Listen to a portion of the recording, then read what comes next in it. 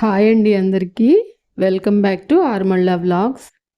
ఈరోజు వీడియోలో చాలా క్విక్గా చేసుకునే healthy and tasty rice recipe చూపించబోతున్నాను. స్కూల్స్కి కానీ కాలేజెస్కి కానీ వెళ్ళే పిల్లలున్న ఇంట్లో మార్నింగ్ టైం ఎలా ఉంటుందంటే బ్రేక్ఫాస్ట్ చేయాలి, దాంట్లోకి చట్నీ చేయాలి, లంచ్ ప్రిపేర్ చేయాలి, బాక్స్ పెట్టాలి.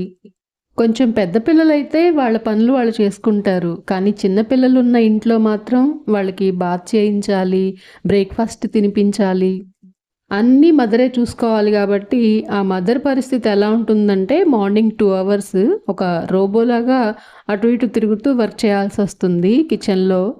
లంచ్ టైంలో బాక్స్ ఓపెన్ చేసి ఫ్రెండ్స్తో కలిసి హ్యాపీగా షేర్ చేసుకుంటూ పిల్లలు పెట్టిన బాక్స్ అంతా ఖాళీ చేసేయాలని చెప్పేసి ప్రతి మదరు కోరుకుంటారు.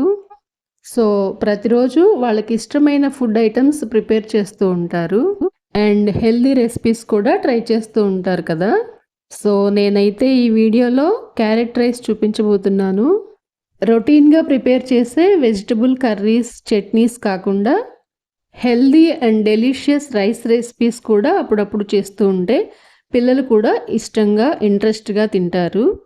సో ఈ క్యారెట్ రైస్ చేసుకోవడానికి ముందుగా ప్యాన్లో 2 tablespoons ఆయిల్ వేసి 1 teaspoon జీలకర్ర, 2 యాలుక్కాయలు, 4 లవంగాలు, 1 ఇంచ్ దాల్చిన చెక్క వేసి దోరగా వేగాక కొన్ని జీడిపప్పు పలుకులు కూడా వేసి వేయించిన తర్వాత సన్నగా కట్ చేసుకున్న ఉల్లిపాయ ముక్కలు, 2 పచ్చిమిర్చి చీలికలు, కాస్త కరివేపాకు కూడా వేసి ఉల్లిపాయ ముక్కలు ట్రాన్స్పరెంట్గా అయ్యే వరకు వేగనివ్వాలి.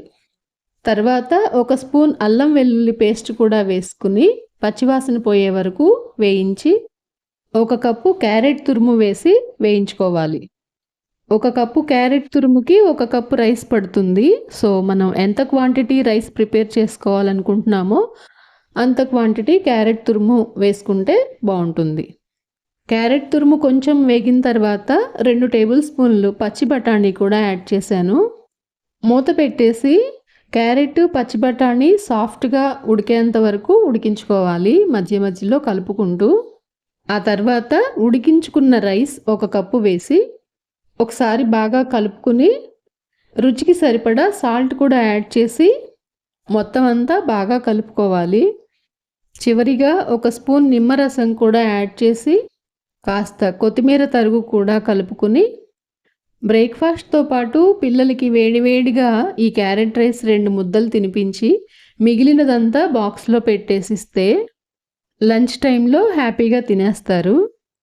రొటీన్గా వండుకొని తినే వెజిటబుల్ కర్రీస్తో బోర్ కొట్టినప్పుడు పిల్లలైనా పెద్దవాళ్ళైనా ఇలా తక్కువ టైంలో ప్రిపేర్ చేసుకునే రైస్ రెసిపీస్, క్యారెట్ రైస్, జీరా రైస్, కొత్తిమీర రైస్, పుదీనా రైస్ ఇలాంటివి ట్రై చేస్తూ ఉంటే హెల్దీగా ఉంటారు, అలాగే హ్యాపీనెస్ కూడా వస్తుంది.